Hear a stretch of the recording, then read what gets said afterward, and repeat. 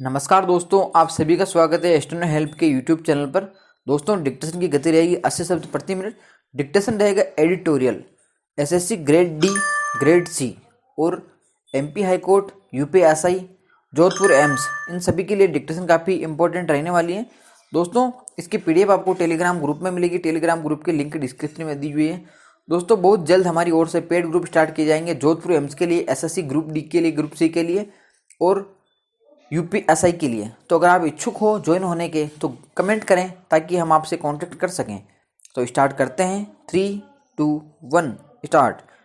आर्थिक सर्वेक्षण 2021-22 यानी चालू वित्त वर्ष के लिए देश की अर्थव्यवस्था के आधिकारिक रिपोर्ट कार्ड में न केवल वित्त मंत्रालय ने वी आकार की रिकवरी की परिकल्पना को स्वीकार किया है, बल्कि वित्तीय वर्ष 2022-23 के लिए जीडीपी विकास दर 8.5% होने का अनुमान भी लगाया है।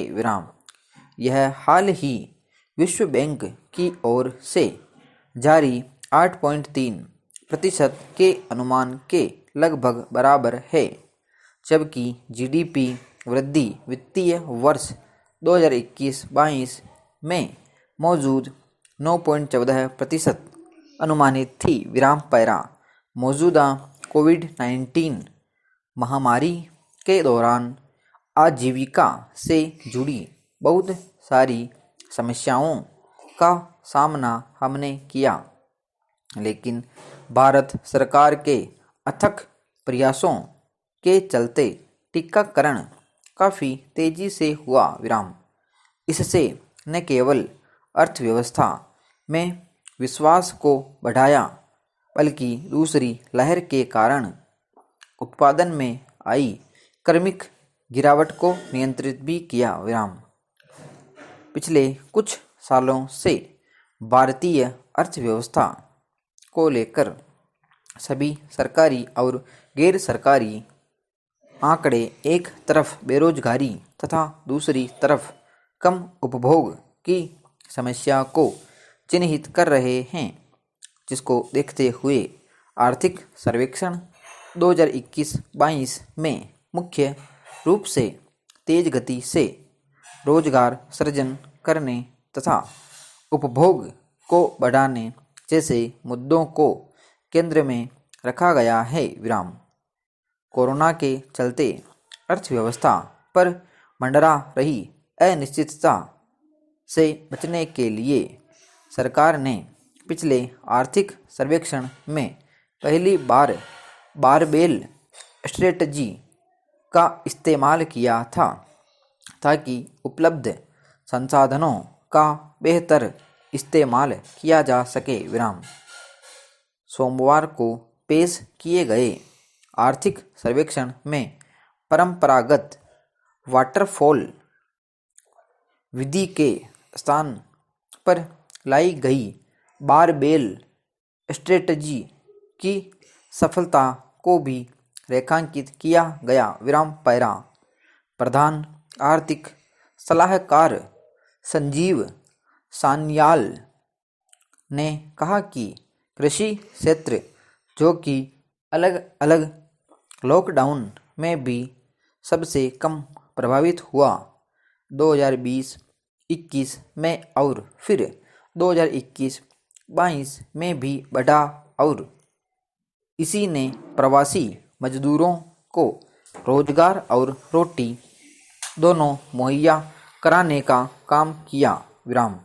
लेकिन यह भी उल्लेखनीय है कि संकुचन के दौर से गुजरा औद्योगिक क्षेत्र भी अब महामारी से पूर्व के स्तर से लगभग 4.1% ऊपर है। इसी आर्थिक सर्वेक्षण में घरेलू उद्योग धंधों को संरक्षण प्रदान करने के अंतर्गत एग्रो बेस्ड एमएसएमई तथा कुटीर उद्योगों को बढ़ावा देने की बात की गई है विराम। कारण यह कि लेबर इंसेंटिव होने के कारण ये इंडस्ट्री ज़्यादा रोजगार पैदा करने की क्षमता रखती है विराम। इनमें निवेश बढ़ने से रोजगार में तो अत्यधिक तेजी से वृद्धि होगी ही, आगे जाकर उपभोग में भी वृद्धि होगी विराम। इस बार के बजट में पहली बार सामाजिक सुरक्षा खर्च में पिछले कुछ सालों की तुलना में बड़ी वृद्धि देखी जा सकती है विराम।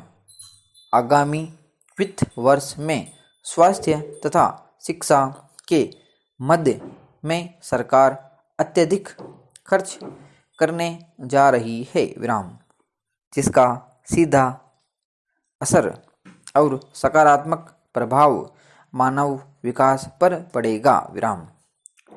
यह बहुत हद तक बेरोजगारी की समस्या को दूर करने में भी कारगर होगा विराम पैरा। केंद्र सरकार की कुछ ऐसी योजनाएं जो मुख्य रूप से आर्थिक रूप से कमजोर वर्ग के लोगों के जीवन की गुणवत्ता में सुधार लाने की एक कोशिश है विराम समाप्त। दोस्तों, ये थी 6 मिनट की डिक्टेशन। काफ़ी अच्छी डिक्टेशन आप सभी लोग लिखें और वीडियो अच्छा लगे तो लाइक ज़रूर करें। तो मिलते हैं नेक्स्ट वीडियो में।